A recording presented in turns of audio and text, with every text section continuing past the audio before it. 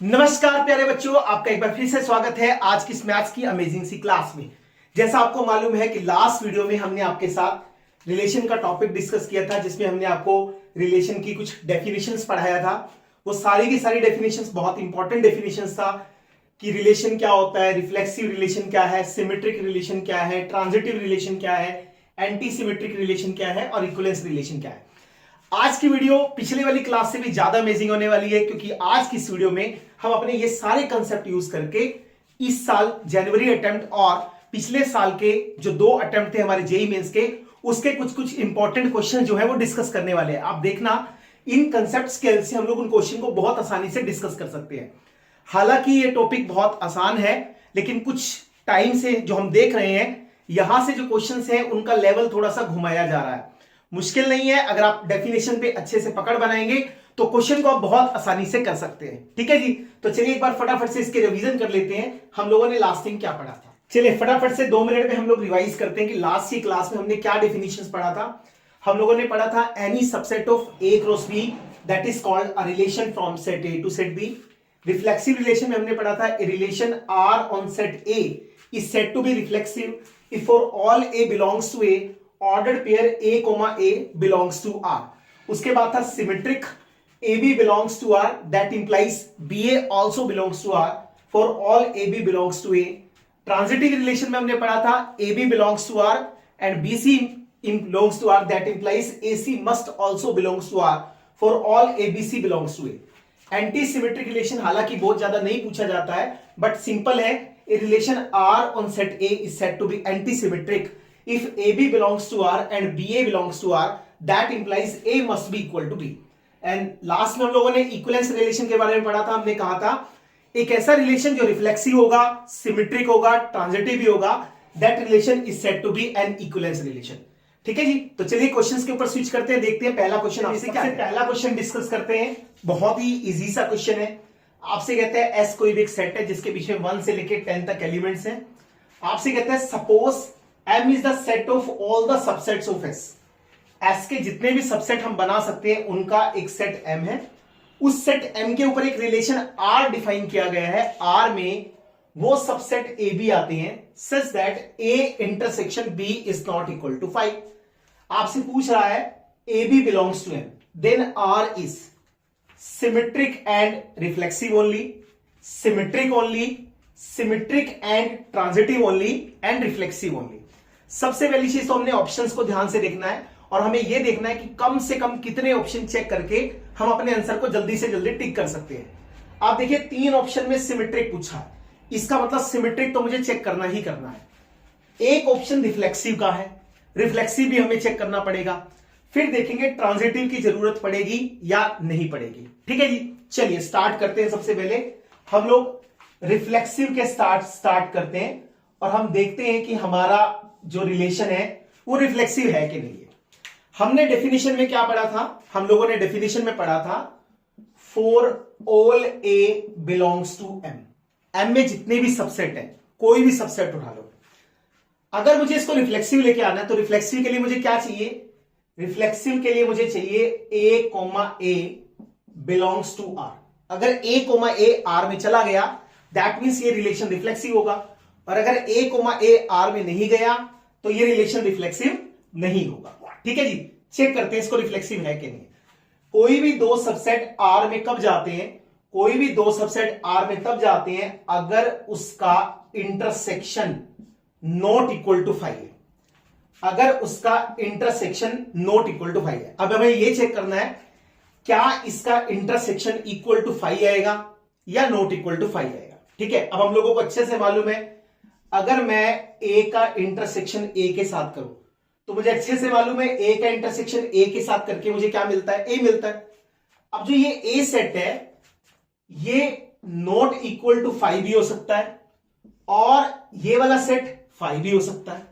Simple सी कहानी है ना। अगर हमने ए को 5 ले लिया, आपने ए का इंटरसेक्शन ए के साथ किया तो आंसर क्या होगा, 5 होगा। अगर मान लो मैंने ए को ले लिया 1 2, है ना, आप देख सकते हो ए के सारे एलिमेंट एस के बीच में आ रहे हैं, तो मैं ये कह सकता हूं जो ए है वो एस का सबसेट है। अगर मैं ए का इंटरसेक्शन ए के साथ करूंगा तो मुझे क्या मिलेगा, मेरे को मिलेगा 1,2, ये वापसी ये आ गया। और अगर मैं इसको देखूं तो ये नॉट इक्वल टू 5 है। इसका कहने का मतलब क्या है, इसका कहने का मतलब है ए इंटरसेक्शन ए 5 आ भी सकता है और 5 नहीं भी आ सकता है, गारंटी नहीं है, ठीक है ना। ये नॉट इक्वल टू 5 है या फिर हम ये कह सकते हैं इक्वल टू 5 है। तो कहने का मतलब A intersection a non empty आएगा ऐसा जरूरी नहीं है। और अगर ऐसा जरूरी है तो मैं क्या कह सकता हूं कि ए कोमा ए किस में नहीं आएगा, आर में नहीं आएगा। और अगर आर में नहीं आया तो ये रिलेशन रिफ्लेक्सिव नहीं होगा। दैट मीन्स जो हमारा फोर्थ ऑप्शन है ये तो कट गया, रिफ्लेक्सिव तो है नहीं। उसने बोला सिर्फ रिफ्लेक्सिव, रिफ्लेक्सिव तो नहीं है ना। फर्स्ट ऑप्शन में उसने बोला सिमेट्रिक एंड रिफ्लेक्सिव ओनली, इसका मतलब फर्स्ट ऑप्शन भी कट गया क्योंकि रिफ्लेक्सिव तो है नहीं। अब चलते हैं हम लोग सिमेट्रिक की तरफ, ठीक है जी। हम लोगों ने सिमेट्रिक में क्या पढ़ा था, हम लोगों ने सिमेट्रिक में पढ़ा था क्या कि सर ए कॉमा बी हमें आर में दिया होगा, इसका मतलब ए का इंटरसेक्शन अगर मैं बी के साथ करूं तो 5 आएगा, ए का इंटरसेक्शन बी के साथ करें तो 5 आएगा। अब मुझे ये बताओ अगर ए का इंटरसेक्शन बी के साथ करके 5 आता है, इसका मतलब अगर मैं बी का इंटरसेक्शन ए के साथ करूंगा तो भी क्या आएगा, तो भी 5 आएगा, है ना। जैसे देखो ए लिखा है ना, ए मेरे पास लिखा है 1 2, बी मेरे पास लिखा है 3 4। अब चाहे आप ए इंटरसेक्शन बी निकाल लो, चाहे आप बी इंटरसेक्शन ए निकाल लो, आंसर तो 5 आना, सही है ना। तो इसका मतलब क्या हुआ, इसका मतलब हुआ बी कोमा ए मेरे पास किस में आएगा, आर में आएगा। अगर ये आर में आ गया तो मैं कह सकता हूं आर जो मेरा होगा वो कैसा होगा, सिमेट्रिक रिलेशन होगा, ठीक है। चलिए सेकंड ऑप्शन हो सकता है क्योंकि इसने कह रखा है सिर्फ और सिर्फ सिमेट्रिक होगा। अब हम लोग बात करेंगे ट्रांजिटिव की, क्या ये वाला रिलेशन ट्रांजिटिव है। ट्रांजिटिव का मतलब क्या है, ट्रांजिटिव का मतलब है ए बी आर में है, इसका मतलब ए का इंटरसेक्शन बी के साथ करूं तो 5 नहीं आता। ऐसे ही बी सी आर में है, इसका मतलब बी का इंटरसेक्शन सी के साथ करूं वो भी नॉट 5 है। अब आपको चेक क्या करना है, आपको चेक करना है ए सी आर में है कि नहीं है। वो कब होगा, अगर ए इंटरसेक्शन सी मेरे पास नॉट 5 के बराबर आ गया। अगर ऐसा हो गया तो ठीक है ट्रांजिटिव है, और अगर ऐसा नहीं हुआ तो इसका मतलब ये रिलेशन ट्रांजिटिव भी नहीं होगा। तो चलिए इसको देखते हैं हम लोग क्या करते हैं, कैसे चेक करते हैं। थोड़ा सा सोचने की कोशिश करते हैं इसको वेन डायग्राम से। हमारे पास एक सेट ये है ए, दूसरा सेट है बी और तीसरा सेट है सी, ठीक है। कहने का मतलब क्या है, ये ए, ये बी और ये सी। ए और बी का जो इंटरसेक्शन है उसको देखूंगा तो वो मेरे पास ये है, बी और सी का इंटरसेक्शन देखूंगा तो वो मेरे पास ये है। अब मुझे किसका इंटरसेक्शन चेक करना है, ए और सी का। मुझे चेक करना है ए और सी में इंटरसेक्शन नॉन एम्प्टी होना चाहिए। अब इससे तो हमें कुछ ज्यादा आइडिया नहीं लग रहा है ना, पता ही नहीं लग रहा है ए और सी में जो है वो इंटरसेक्शन 5 आएगा या नहीं आएगा। हम इसको एग्जांपल से करने की कोशिश करते हैं, देखने चाहते हैं क्या ये फिट बैठेगा या नहीं बैठेगा। हमने एक सेट लिया ए, इसके बीच में मैंने लिखा 1 और 2, ठीक है। फिर मैंने सेट लिया बी, उसमें लिखा 2 और 3। फिर मैंने सेट लिया सी, इसके बीच में लिखा 3 और 4। अब देखो अगर मैं ए का इंटरसेक्शन बी के साथ करूं तो 2 आएगा, नॉन एम्प्टी है, इसका मतलब ए बी आर में हैगा। अगर मैं बी का इंटरसेक्शन सी के साथ करूंगा तो 3 आएगा, ये भी नॉन एम्प्टी है, इसका मतलब ये भी जा रहा है। लेकिन अगर मैं ए का इंटरसेक्शन सी के साथ करूं तो बिल्कुल खाली आएगा, 5 आएगा, कोई इंटरसेक्शन ही नहीं है। इसका मतलब मैं ये कह सकता हूं एसी मेरे पास आर में नहीं आएगा, और अगर एसी मेरे पास आर में नहीं आया then I can say this relation is not transitive, है ना। ये वाला रिलेशन ट्रांजिटिव नहीं है। अब आप पूछोगे सर आप तो एग्जांपल दे देते हो, हमें कैसे पता लगेगा एग्जांपल से करना है या फिर हम लोगों को उसका कंप्लीट जर्नल करना है। देखिए एक डॉक्टर ने दवाई बनाया, दवाई बना के उसको चेक करना कि ये दवाई सही है कि नहीं। वो 50 लोगों के पास गया, 50 लोगों को उसने दवाई खिलाया। अगर 50 के 50 लोग दवाई खा के ठीक होंगे, देन ही कैन से कि उसकी दवाई जो बनाई हुई है वो बिल्कुल ठीक है। लेकिन अगर 49 ठीक हो गए, एक बंदा वो दवाई खा के मर गया या कुछ भी एलर्जी हो गया, दैट मीन्स उसकी दवाई पास नहीं होगा, है ना। तो कहने का मतलब है जब हम लोगों को प्रूव करना है तो हम लोगों को सब लोगों के ऊपर करके दिखाना पड़ता है, और जब हम लोगों को डिस्प्रूव करना है तो हम एक काउंटर एग्जांपल दे सकते हैं। हम कह सकते हैं देखिए इसमें नहीं है, और अगर इसमें नहीं है तो फिर चाहे जहां मर्जी होता रहे, यहां तो नहीं है, और अगर यहां नहीं है तो हम कह सकते हैं ये वाला रिलेशन कैसा नहीं है, ट्रांजिटिव नहीं है। और अगर ये रिलेशन ट्रांजिटिव नहीं है तो हमारा आंसर क्या होगा, हमारा आंसर आएगा this relation is symmetric only. ठीक है, ये वाला जो रिलेशन हमारा होगा वो केवल और केवल सिमेट्रिक रिलेशन होगा। ठीक है, तो उम्मीद करते हैं आपको समझ में आ गया होगा। समझाने में थोड़ा टाइम लगा, जब आपको डेफिनेशन होगा तो विद इन मिनट्स आप इसको जल्दी से टिक कर सकते हैं। ठीक है जी, तो नेक्स्ट क्वेश्चन पे मूव करते हैं, देखते हैं इस क्वेश्चन में। जिसके बाद हम लोग क्वेश्चन नंबर 2 पे चलते हैं। This is again a question of JEE, बहुत इजी क्वेश्चन है, विद इन मिनट्स आप इसको कर सकते हैं अगर आपने क्वेश्चन की स्टेटमेंट को ध्यान से समझा तो। आपसे कहते हैं N be the set of the natural numbers and a relation R is defined on the set of natural numbers. R में वो सब ऑर्डर पेयर एक्स वाई आते हैं सच दैट जो ऑर्डर पेयर इस रिलेशन को सेटिस्फाई करता है। ठीक है ना, इस वाले रिलेशन को पहले हम यहां लिख लेते हैं x cube minus 3x² y minus x y square and plus 3y³ is equal to 0। अब आपसे पूछा है बताइए रिलेशन रिफ्लेक्सिव एंड सिमेट्रिक है, ट्रांजिटिव नहीं है। रिफ्लेक्सिव है लेकिन सिमेट्रिक नहीं है, ट्रांजिटिव नहीं है। इक्विवेलेंस रिलेशन है, सिमेट्रिक है लेकिन रिफ्लेक्सिव और ट्रांजिटिव नहीं है। ठीक है, तो कहने का मतलब है जो ऑर्डर पेयर एक्स वाई इस रिलेशन को सेटिस्फाई करेगा वो रिलेशन आर के बीच में होगा। हम लोग इस वाले एक्सप्रेशन को थोड़ा सा सिंप्लीफाई करने की कोशिश करते हैं। सिंप्लीफाई कैसे करेंगे, जो टर्म्स हमें एक जैसी दिखती है उसको इकट्ठा करने की कोशिश करते हैं। जैसे मैंने इसको और इसको इकट्ठा किया, इसको और इसको इकट्ठा किया और इनको फैक्टराइज करने का कोशिश किया। तो जैसे मैं इसको फैक्टराइज करूंगा तो मुझे दिख रहा है यहां से मैंने x कॉमन निकाला तो बीच में मेरे पास आया x² माइनस वाई स्क्वायर।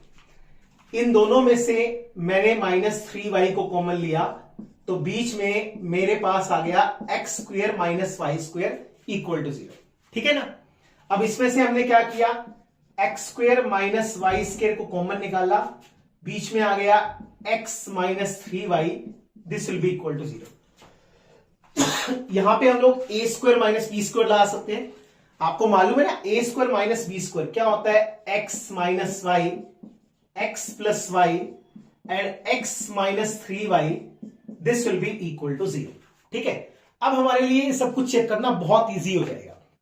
चलिए सबसे पहले हम लोग रिफ्लेक्सिव की बात करते हैं और हम लोग चेक करने की कोशिश करते हैं रिफ्लेक्सिव है कि नहीं। तो आपको अच्छे से मालूम है कोई भी रिलेशन रिफ्लेक्सिव कब होता है, सॉरी आपको पढ़ाया था for all x belongs to n, जितने भी नेचुरल नंबर हैं अगर हमारे पास x से रिलेट कर गया तो हम कहेंगे ये रिलेशन रिफ्लेक्सिव है।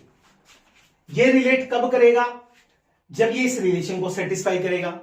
इस रिलेशन को कब सेटिस्फाई करेगा, जब ये इस एक्सप्रेशन को सेटिस्फाई करेगा। अब देखिए अगर मैं y की जगह पे x लगा दूं तो क्या होगा, मुझे क्या मिलेगा, x minus x, x plus x and this will be x minus 3x, this will be equal to 0। हमें चेक करना है या नहीं है। x में से x को माइनस करेंगे 0 आएगा, this is multiply by 2x, this is minus 2x। 0 को किसी भी चीज से मल्टीप्लाई करें 0 ही आता है। इसका मतलब x, मेरे पास किस में है, r में होगा। और अगर ये r में हुआ तो मैं कह सकता हूं कि जो रिलेशन हमारे पास होगा वो रिलेशन कैसा होगा, रिफ्लेक्सिव होगा। ठीक है ना, रिफ्लेक्सिव तो सिंपल है।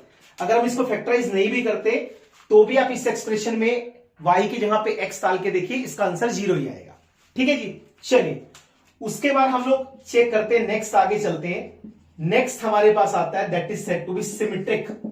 अब मुझे चेक करना है ये रिलेशन जो हमारा है ये सिमेट्रिक है कि नहीं।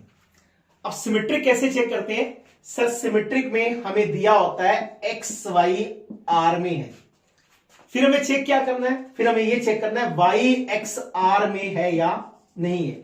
अगर है तो सिमेट्रिक है और नहीं है तो सिमेट्रिक नहीं होगा। ठीक है, चलिए इसका मतलब एक्स वाई इसको सेटिस्फाई करता है, इसका मतलब है x cube minus 3x² y minus x y square plus 3y³ equal to 0 है। और इसकी बात करूं तो यहां पे क्या है, y³ minus 3y² x minus y(x²) plus 3x³ equal to 0। ये आपसे पूछ रहा है बताओ ये है या नहीं है। ठीक है, अब जो हमने फैक्टराइजेशन किया ना, ये आपकी बहुत हेल्प करेगा यहां पे। देखिए भाई, पहले मैं देखो यहां से मैं इजीली जज नहीं कर पा रहा हूं कि ये सिमेट्रिक बनेगा या नहीं बनेगा।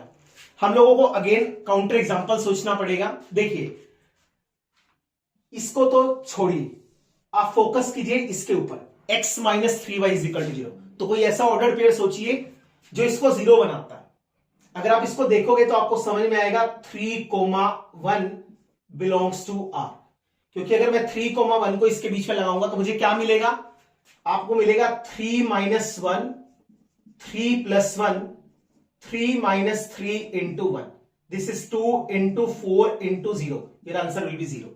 इसका मतलब 3,1 किस में आएगा, 3,1 मेरे पास R के बीच में आएगा। अब मुझे चेक क्या करना है, अब मुझे इसका उल्टा चेक करना है, क्या 1,3 R में होगा। हम 1,3 को पुट करके देख लेते हैं। जब आप 1,3 को इसमें पुट करेंगे तो क्या आएगा, मैं यहां कर देता हूं इसको। जब हम 1,3 को पुट करेंगे इसके बीच में तो मुझे क्या मिलेगा, 1 माइनस 3 1 प्लस 3 1 माइनस 3 इंटू 3। तो जब आप इसका कैलकुलेशन करेंगे तो आपको साफ दिखेगा कि सर इसका आंसर कदाचित भी 0 तो नहीं आएगा। और अगर इसका आंसर 0 नहीं आया तो मैं ये कह सकता हूं कि 1,3 मेरे पास किस में नहीं होगा, R में नहीं होगा। और अगर ये मेरे पास R में नहीं हुआ तो इसका मतलब ये क्या नहीं होगा, सिमेट्रिक नहीं होगा। ठीक है ना। अब ऑप्शंस को देखते हैं, क्या हमें ट्रांजिटिव की जरूरत पड़ेगा। देखिए पहले ऑप्शन में लिखता है रिफ्लेक्सिव है सिमेट्रिक है, तो हमें दिख गया सिमेट्रिक तो नहीं है, ये ऑप्शन तो कट गया। रिफ्लेक्सिव है लेकिन सिमेट्रिक नहीं है, ट्रांजिटिव नहीं है। अब सिंपल सी चीज देखो, इसको रिफ्लेक्सिव है ना ये, उसके बाद क्या कहता है सिमेट्रिक है, सिमेट्रिक तो नहीं है, फिर क्या कहते हैं ट्रांजिटिव। इसको भी होल्ड पे रखेंगे, देखेंगे ट्रांजिटिव है कि नहीं। इक्विवेलेंस रिलेशन है, अब आपको मालूम है इक्विवेलेंस तो है नहीं।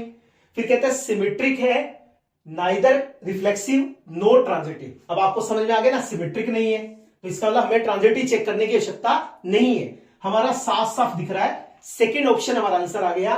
रिफ्लेक्सिव है, ना तो सिमेट्रिक होगा ना ही ट्रांजिटिव होगा। ठीक है, तो इस तरह से आप अपना टाइम सेव कर सकते हैं ऑप्शंस को थोड़ा सा ध्यान से देख के।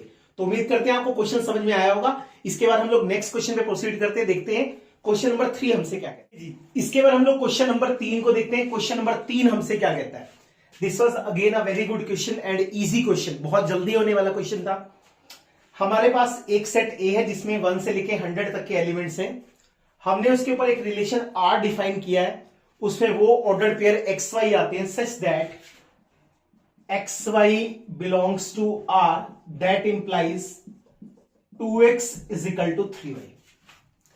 उसके बाद कहते हैं R1 हमारे पास कोई भी एक सिमेट्रिक रिलेशन है, most important thing, such that R is the subset of R1।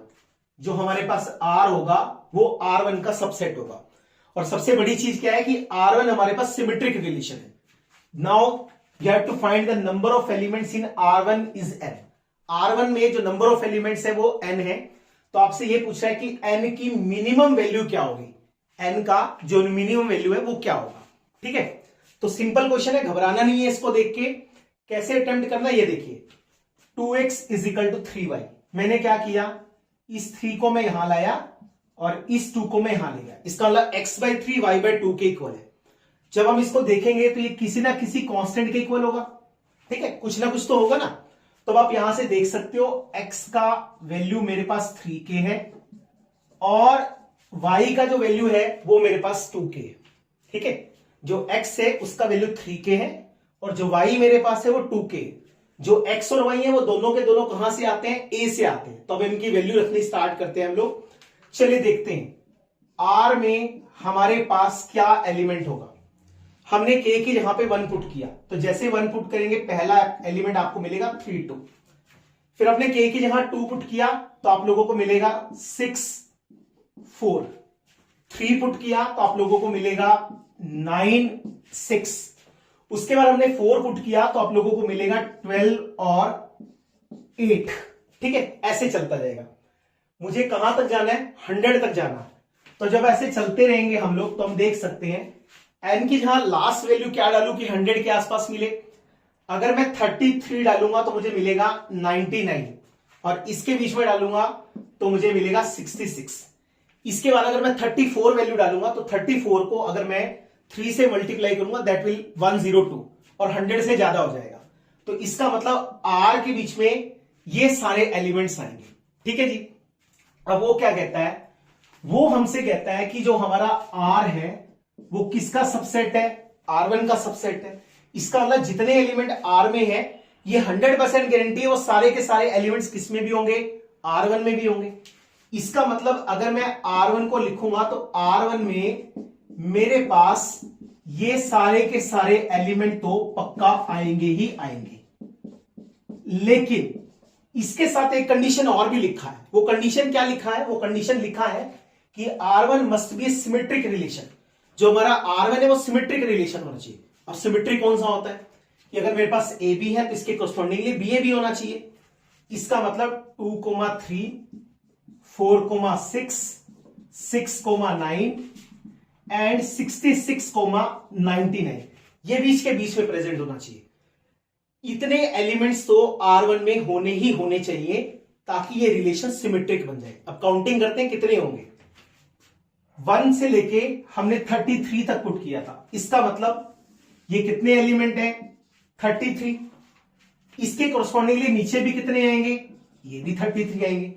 इसका मतलब अगर R1 को सिमेट्रिक रिलेशन बनाना है तो कम से कम 66 एलिमेंट इसके बीच में प्रेजेंट होने चाहिए। ठीक है, तो इसका मतलब जो n है उस n का मिनिमम वैल्यू कितना होगा, that minimum value must be equal to 66। ठीक है जी। तो आप देख सकते हैं बहुत सिंपल सा क्वेश्चन था। कई लोग इसको देख के घबरा जाते हैं, घबराना नहीं है, अपने क्वेश्चन की स्टेटमेंट को ध्यान से पढ़ना है। बहुत इजी आते हैं इसके क्वेश्चन, अगर आप थोड़ा ध्यान से करेंगे तो बहुत क्विकली अपने क्वेश्चन को सॉल्व कर सकते हैं। तो उम्मीद करते हैं क्वेश्चन आपको समझ में आया होगा। नेक्स्ट क्वेश्चन पे प्रोसीड करते देखते हैं नेक्स्ट क्वेश्चन हमें क्या कहता है। चलिए, जिसके बाद हम लोग क्वेश्चन नंबर 4 पे चलते हैं। बहुत इजी लेकिन एक ट्रिकी क्वेश्चन है ये। बहुत सारे बच्चे इसमें गड़बड़ करके आते हैं, आपने गड़बड़ नहीं करना है। देखते हैं क्वेश्चन क्या कहता है आपसे। The relation R defined by order pair AB such that GCD of AB is equal to 1 where 2A is not equal to B।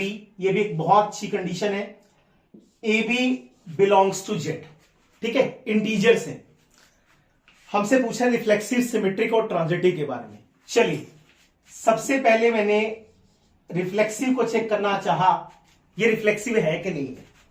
हमने क्या किया, हमने कोई भी इंटीजर ले लिया। For all A belongs to Z है ना, कोई भी इंटीजर। मान लीजिए मैंने एक इंटीजर ले लिया, चलिए इसको साइड में लिख लेते हैं। मैंने एक इंटीजर ले लिया 3। अगर मैं 3 का GCD लूं 3 के साथ, GCD समझते हैं ना, greatest common divisor, highest common factor, दोनों के बीच में जो सबसे बड़ा कॉमन फैक्टर है। तब आपको मालूम है 3 और 3 का GCD कितना होगा, 3 और 3 का GCD 3 होगा, which is not equal to 1। हमें कंडीशन भी दिया है कि 2A not equal to B होना चाहिए। अगर हम इसको ध्यान से देखेंगे तो आप देखो 2 into 3 that is not equal to 3। इसका मतलब बिल्कुल वैलिड है।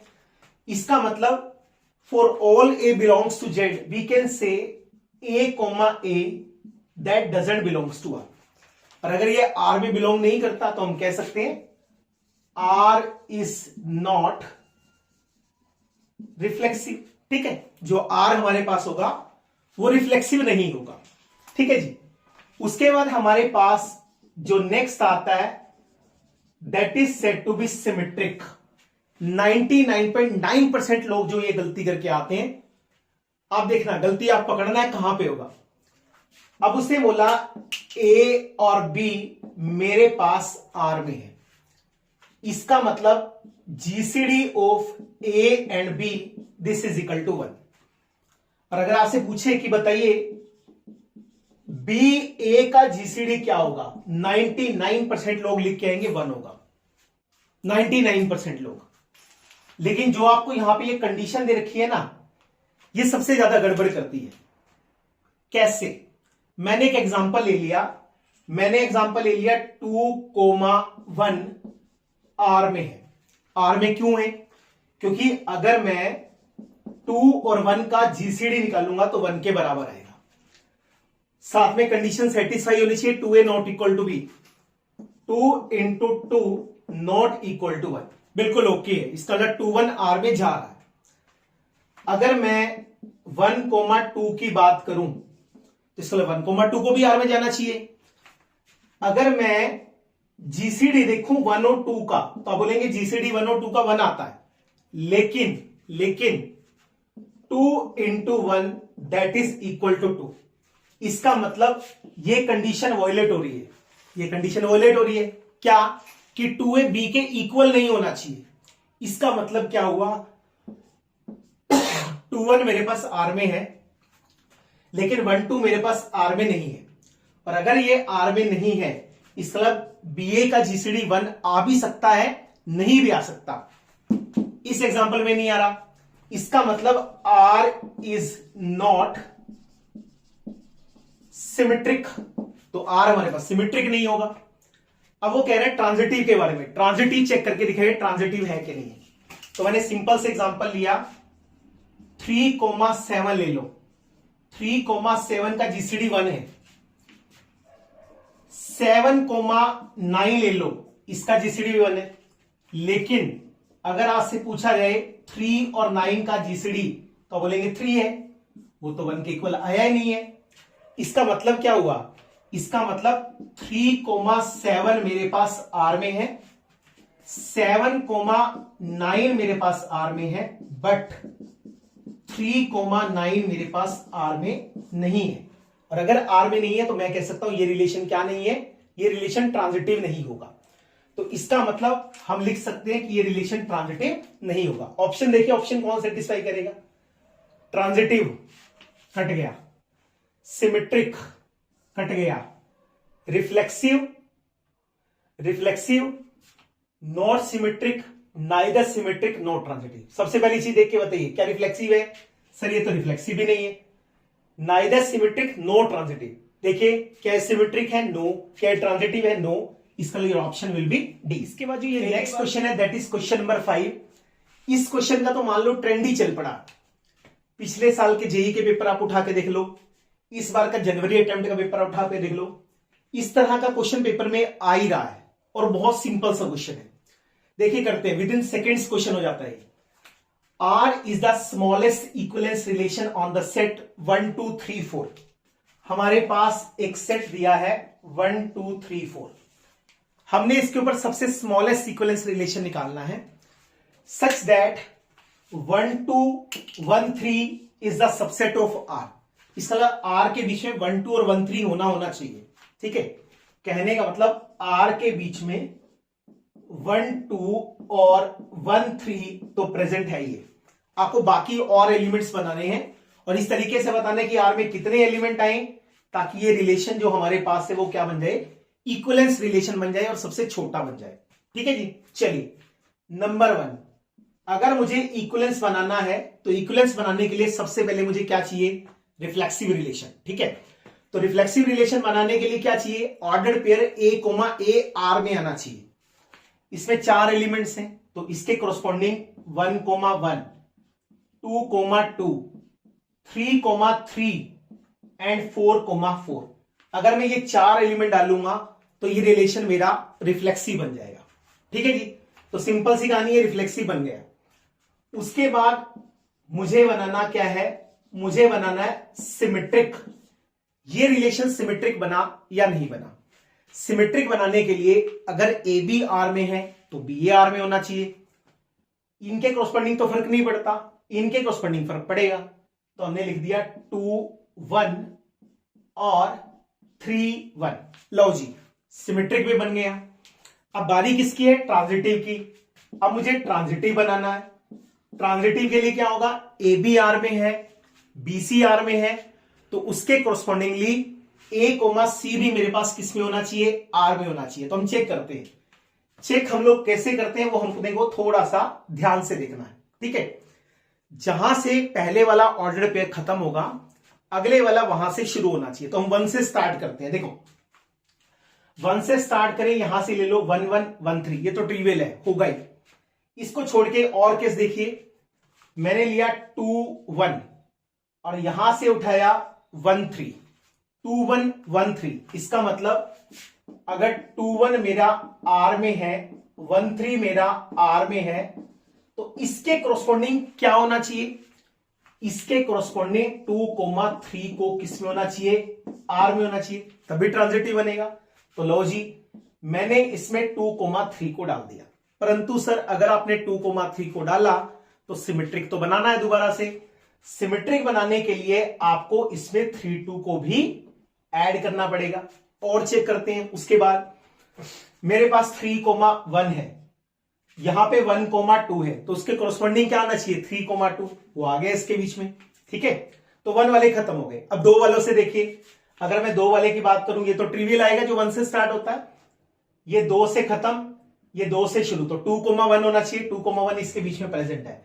बाकी जितने भी केस होंगे वो सारे के सारे ट्रिवियल केस है। ठीक है जी, तो इसका मतलब ये एलिमेंट्स आर के बीच में आने चाहिए, including 1 2 and 1 3, then it will become equivalence relation, smallest equivalence relation. बाकी तो इसके बीच में सबसे बड़ा इक्विवेलेंस रिलेशन होगा जिसमें 16 एलिमेंट होंगे, है ना, जो A क्रॉस B के बराबर होता है, जिसको हम यूनिवर्सल रिलेशन बोलते हैं। अगर वो स्मॉलेस्ट की बात करें तो कितने एलिमेंट हो गए? 1 2 3 4 5 6 7 8 9 और 10। तो इसका मतलब आर के अंदर मिनिमम से मिनिमम 10 एलिमेंट होंगे, जिनके बीच में 2 एलिमेंट 1 2 और 1 3 भी होंगे। नेक्स्ट वाला क्वेश्चन पढ़ने से पहले हमें छोटा सा कांसेप्ट सीखना पड़ेगा।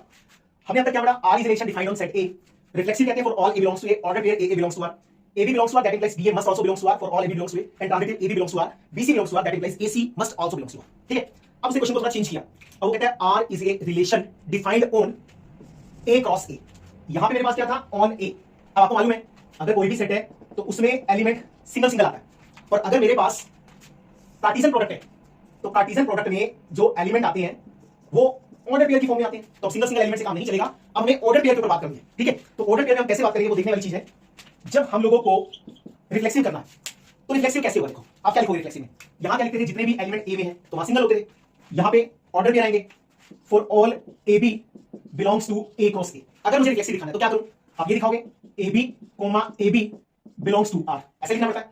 पर ये लिखना थोड़ा सा अजीब लगता है, गलत नहीं है, लेकिन इससे अच्छा क्या है, आप इसको ऐसे लिखिए a b must be related to a b, है ना। ऑर्डर पेयर ए बी जो है वो ए बी के साथ रिलेट होना चाहिए, तब आप कह सकते हैं कि रिलेशन रिफ्लेक्सिव होगा। कहने का मतलब पहले हम काम सिंगल एलिमेंट पे कर रहे थे, अब हम काम डबल एलिमेंट पे कर रहे हैं। उसके बाद सिमेट्रिक पे चलते हैं। सिमेट्रिक में क्या होगा? देखिए सिमेट्रिक में क्या होगा, आप लिखते हो ए बी रिलेटेड है सी डी के साथ, जैसे यहां लिखते हैं ए बी आर में है, यहां पे आप लिखोगे c d must be related to a b, जो सी डी है वो ए बी से रिलेट होना चाहिए। किसके लिए? For all a B C d belongs to N cross N. ये यहां बात करें ए क्रॉस ए की तो ए क्रॉस ए लिखो। ठीक है, अगर हम बात करें किसकी? ट्रांजिटिव की, तो वहां भी सेम चलेगा, a b related to C d related to e f. तो इसका मतलब अगर मुझे ट्रांजिटिव करना है तो a b must be related to e f. किसके लिए? For all a B C d e f belongs to A cross A. ठीक है, तो कहने का मतलब क्वेश्चन वही है, उसको करने का थोड़ा सा पैटर्न चेंज किया। क्वेश्चन जेईई के पेपर में आते हैं, क्यों? क्योंकि इन क्वेश्चन में आपसे वो मल्टीपल काम कराता है। इसमें 2 क्वेश्चन में आपको इक्विवेलेंस रिलेशन पूछ रहा है। वो आपसे कहते हैं R1 और R2 2 रिलेशन डिफाइन किए हैं। पहला है रियल नंबर्स के ऊपर और दूसरा है n क्रॉस n के ऊपर, जिसके बारे में हमने पीछे भी बात किया था। तो आपसे कहते हैं पहला रिलेशन में कहता है ए बी आपस में रिलेटेड होंगे अगर A square plus B square 1 के इक्वल है, और सेकंड में कहते हैं A B R to C D if and only if A plus D is equal to B plus C. अब आपसे पूछा है बताइए क्या R1 इक्विवेलेंस है, R2 इक्विवेलेंस है, R1 और R2 दोनों है या दोनों में से कोई भी नहीं है? तो R1 सबसे आसान है, सबसे पहले R1 को चेक करते हैं। अगर मैं R1 की बात करूं, सबसे पहले मैंने चेक किया रिफ्लेक्सिव को। रिफ्लेक्सिव कैसे चेक करते हैं? आपने लिखा for all A belongs to real number. अगर मैं किसी भी रियल नंबर में, उसने क्या बोला, ए स्क्वायर प्लस बी स्क्वायर 1 होना चाहिए। इसका मतलब अगर मुझे इसको दिखाना है रिफ्लेक्सिव तो उसके लिए ऐसा होना चाहिए। ऐसा कब होगा? जब ये फॉलो होगा। मुझे बताओ ए स्क्वायर प्लस ए स्क्वायर करके क्या 1 के इक्वल आएगा हमेशा? ऐसा तो कोई जरूरी नहीं है ना। आप कोई भी रियल नंबर उठा के देख लो। मान लो मैंने 2 ले लिया, आपने 2 के स्क्वायर में 2 के स्क्वायर को ऐड किया, क्या 1 आया? नहीं आया ना। 1 नहीं आया तो इसका मतलब 2, 2 किस में नहीं है? R1 में नहीं है। R1 में नहीं है, इसका मतलब R1 रिफ्लेक्सिव नहीं है। और अगर रिफ्लेक्सिव नहीं है तो सीधी सी बात है इक्विवेलेंस कहां से होगा? इक्विवेलेंस के लिए तो तीनों होने चाहिए ना। तो इसका मतलब मुझे बाकी चेक करने की जरूरत नहीं है। आप चाहो तो मैं चेक करके दिखा सकता हूं, लेकिन अभी के लिए हमने ये लिख दिया कि R1 इक्विवेलेंस नहीं है। R1 इक्विवेलेंस नहीं है, इसका मतलब पहला ऑप्शन तो कट गया। अब मुझे बात करनी है R2 की। R2 एक स्पेशल टाइप है जिसको मुझे समझाना भी है आपको, ठीक है। देखिए सामने हमारे पास लिखा है ABRCD। ये कब है? जब A प्लस डी मेरे पास किसके बराबर है? B प्लस सी के। अब मुझे इसको रिफ्लेक्सिव, सिमेट्रिक और ट्रांजिटिव चेक करना है। रिफ्लेक्सिव, सिमेट्रिक और ट्रांजिटिव है या नहीं है, ठीक है जी। चलिए सबसे पहले रिफ्लेक्सिव की बात करते हैं। ये रिलेशन जो है, ये रिलेशन डिफाइन किया हुआ है किसके ऊपर? n cross n। तो मैंने आपको बोला था अगर कार्टेशियन प्रोडक्ट है तो सिंपल सी बात है, सारे एलिमेंट कैसे होंगे? ऑर्डर पेयर जैसे होंगे। इसका मतलब आप लिखेंगे for all a B belongs to n cross n। अगर मुझे रिफ्लेक्सिव चाहिए उसके लिए ए बी को ए बी से रिलेट करना पड़ेगा, तभी तो बनेगा, तभी तो रिफ्लेक्सिव होगा ना। अब इसके लिए कंडीशन क्या है कि सर पहले में फोर्थ एलिमेंट को ऐड करो, सेकंड में थर्ड एलिमेंट को ऐड करो, दोनों बराबर होने चाहिए। करके देख लेते हैं। फर्स्ट एलिमेंट ये है, फोर्थ एलिमेंट ये है, तो इसका मतलब a plus b. Second element मेरे पास b है, थर्ड एलिमेंट मेरे पास a है, that means b plus a। अब आपको मालूम है a और b नेचुरल नंबर है। अगर a और b नेचुरल नंबर है तो चाहे a में b ऐड करो चाहे b में a ऐड करो, दोनों बराबर होते हैं। इसका मतलब ab ab से रिलेट करता है, और अगर ab ab से रिलेट कर गया तो मेरा जो r होगा दैट विल बी रिफ्लेक्सिव, है ना। जो r मेरे पास आएगा वो कैसा आएगा? रिफ्लेक्सिव आएगा। उसके बाद हम बात करते हैं सिमेट्रिक का। सिमेट्रिक में क्या है? सिमेट्रिक में भी ऐसे ऑर्डर पेयर से खेलना हम लोगों को। हमने लिखा ए बी R2 है, R2 है ना यहां पे, सही है। इसका मतलब सॉरी ए बी रिलेट करता है सी डी के साथ। इसका मतलब a प्लस डी मेरे पास b प्लस सी के बराबर आ गया।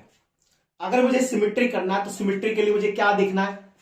सिमेट्रिक के लिए मुझे देखना है क्या सी डी ए बी से रिलेटेड है। अगर ऐसा हो गया तो सिमेट्रिक बन जाएगा। अब आप ये सोचिए ये कब होगा? जब C में B को ऐड करें और D में A को ऐड करें, दोनों बराबर हो। इसका मतलब C plus b that must be equal to D plus A, ऐसा है ना। अब देखो क्या मैं इससे यहां तक पहुंच सकता हूं? चाहे A प्लस डी लिखो, चाहे D प्लस A लिखो, चाहे B प्लस लिखो, चाहे लिखो C प्लस बी, एक ही बात है, नेचुरल नंबर है। अब मैं इसको लिख सकता हूं C plus b this is equal to D plus A। ये तो बिल्कुल वही आ गया जो मुझे चाहिए। इसका मतलब कुछ करने की जरूरत ही नहीं पड़ी। इसका मतलब ये रिलेशन हमारा कैसा बन गया? ये रिलेशन हमारा सिमेट्रिक बन गया। क्यों? ए बी सी डी से रिलेटेड था, सी डी ए बी से रिलेट हो गया। उसके बाद नेक्स्ट हमारे पास आता है ट्रांजिटिव। ट्रांजिटिव में भी सेम चलना है। हमने लिखा ए बी सी डी से रिलेटेड है, तो इसका मतलब a plus D is equal to B plus C. जो सी डी हमारा है वो ई एफ से रिलेट करता है, इसका मतलब c plus F is equal to D plus C. वही डेफिनेशन पे जा रहे हैं हम लोग। मुझे चाहिए क्या? ए बी रिलेट करेगा ई एफ के साथ, तभी तो बनेगी बात। ऐसा कब होगा? पहले में फोर्थ को ऐड करो और सेकंड में थर्ड को ऐड करो। अगर ये हो गया तो हम कह सकते हैं। अब क्या करना है? First equation second equation add कर दो दोनों को। जैसे मैंने फर्स्ट और सेकंड को ऐड किया, क्या आ गया मेरे पास? a plus d plus c plus f, b plus c plus d plus e. D से डी कैंसिल, सी से सी कैंसिल, तो ए प्लस एफ किसके इक्वल आ गया, बी प्लस सी के। इसका मतलब वो आ गया जो मुझे चाहिए था। अगर ऐसा है तो मैं कह सकता हूं कि ए बी रिलेटेड है ई एफ के साथ, और अगर ए बी रिलेटेड है ई एफ के साथ तो मैं ये कह सकता हूं ये रिलेशन कैसा हो जाएगा, ट्रांजिटिव हो जाएगा। तो इसका मतलब ये रिफ्लेक्सिव भी है, ये सिमेट्रिक भी है, ये ट्रांजिटिव भी है। और एक ऐसा रिलेशन जो रिफ्लेक्सिव, सिमेट्रिक, ट्रांजिटिव तीनों होता है, that is said to be an equivalence relation. ठीक है, इसके बाद हम लोग नेक्स्ट क्वेश्चन को देखते हैं। नेक्स्ट क्वेश्चन भी बिल्कुल वैसा ही है जैसा हमने पिछला क्वेश्चन किया था। ये भी जनवरी के 2024 अटेम्प्ट के पेपर में था, बहुत इजी क्वेश्चन है। ठीक है जी, चलिए हमसे कहते हैं R be a relation defined on Z cross Z. इसका मतलब हमारे जितने भी एलिमेंट्स हैं सारे ऑर्डर पेयर की फॉर्म में होंगे। रिलेशन क्या दिया, रिलेशन हम लोगों को दिया है ए बी सी डी से रिलेटेड है अगर a d minus b c is divisible by 5। आपसे पूछ रहा है रिफ्लेक्सिव, सिमेट्रिक और ट्रांजिटिव के बारे में। ठीक है जी, चलिए सबसे पहले आप इसको ध्यान से लिखो, रिफ्लेक्सिव रिफ्लेक्सिव रिफ्लेक्सिव रिफ्लेक्सिव, चारों ऑप्शन में रिफ्लेक्सिव है। इसका मतलब मेरे को रिफ्लेक्सिव करने की जरूरत नहीं है, इसका मतलब ये रिलेशन रिफ्लेक्सिव तो है पक्का। ठीक है ना, टाइम बचेगा आप लोगों का। चारों ऑप्शन को ध्यान से देखो, रिफ्लेक्सिव है उसमें। उसके बाद हम लोग बात करते हैं किसका, सिमेट्रिक का। सिमेट्रिक में क्या होता है, ए बी सी डी से रिलेटेड है। इसका मतलब a d minus b c 5 से डिविजिबल है। 5 से डिविजिबल होने का मतलब वो 5 का मल्टीपल है। सही है। अब हमें चेक करना है क्या सी डी ए बी से रिलेटेड है। अगर ऐसा हुआ तो सिमेट्रिक होगा। चलिए कैसे करेंगे, देखो सी की मल्टीप्लाई किससे करेंगे, बी से, और माइनस में क्या होना चाहिए, डी ए। यही कहते हैं ना रूल। ये मेरे पास 5 का मल्टीपल आना चाहिए। अगर मैं इसको देखूं तो मैं यहां से इसको बना सकता हूं। कैसे, मैंने इसको लिखा d a minus c b equal to 5। लिख सकते ना, इंटीजर को मल्टीप्लाई करना है, आगे पीछे कैसे मर्जी कर लो। माइनस कॉमन लिया तो आ गया c b minus d a is equal to 5m। C b minus d a is equal to 5, ये आ गया minus m. Minus m integer होगा, अगर m इंटीजर है तो माइनस एम इंटीजर होगा। इसका मतलब 5 डिवाइड करता है c b minus d a को, यही मुझे चाहिए था। इसका मतलब सी डी ए बी से क्या करता है, रिलेट करता है। इसका ये वाला रिलेशन कैसा है, ये वाला रिलेशन सिमेट्रिक है। अगर ये वाला रिलेशन सिमेट्रिक है तो इसका मतलब ये ऑप्शन नहीं हो सकता है और ये ऑप्शन भी नहीं हो सकता है। अब हमारे पास बात आती है ट्रांजिटिव की। हम लोगों को चेक करना है ये ट्रांजिटिव है कि नहीं है। ठीक है जी, चलिए ट्रांजिटिव पे चलते हैं। ठीक है, ट्रांजिटिव है या नहीं है। ट्रांजिटिव कैसे करेंगे, देखो हमने लिखा ए बी आर में है, sorry a B C D से रिलेटेड है। इसका मतलब a d minus b c 5 का मल्टीपल है। सी डी ई एफ से रिलेटेड है। इसका मतलब c f minus d e 5 से, ऐसा होगा। मुझे चाहिए क्या, मुझे चाहिए क्या ए बी ई एफ से रिलेट करेगा। ठीक है, क्या ए बी ई एफ से रिलेट करेगा। इसका मतलब क्या हुआ, इसका मतलब a f minus b e 5 का मल्टीपल आना चाहिए। अब देखिए यहां से इसको सोचना थोड़ा सा मुश्किल है, थोड़ा सा। ठीक है ना, तो हम इसको कैसे करें, तो हम कुछ ना कुछ एग्जाम्पल लेने की कोशिश करते हैं। जैसे हमने लिया 6 1 0 0 1 7, 6 1 0 0 1 7, ये हमने एग्जाम्पल लिया। इसको फिट करके देखते हैं। 6 1 रिलेट करता है 0 0 के साथ, ये सब इंटीजर है। a into d minus b into c 0 divisible by 5। Okay, बिल्कुल। 0 0 रिलेट करता है 1 7 के साथ। कैसे, 0 मल्टीप्लाई 7 माइनस 0 मल्टीप्लाई 1, अगेन 0, ये भी डिविजिबल है। 6 1 रिलेट करेगा 1 7 के साथ, इसको चेक करना है। 6 का मल्टीप्लाई किया 7 के साथ, माइनस 1 का मल्टीप्लाई किया 1 के साथ, 42 माइनस 1 दैट इज 41।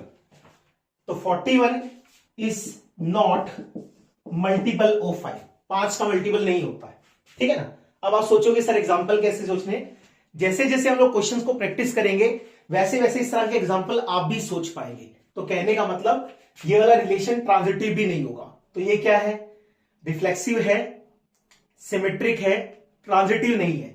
इसका मतलब ऑप्शन नंबर ए जो है this is the correct answer, ठीक है। जो ऑप्शन नंबर ए है वो हमारा करेक्ट आंसर है। तो उम्मीद करते हैं आज के लेक्चर में जितने भी क्वेश्चन हमने आपको समझाए वो आपको सारे अच्छे से समझ में आए होंगे। तो नेक्स्ट वीडियो में मिलेंगे और भी बेहतरीन क्वेश्चंस के साथ, तब तक के लिए अच्छे से पढ़ते रहिए। Best of luck.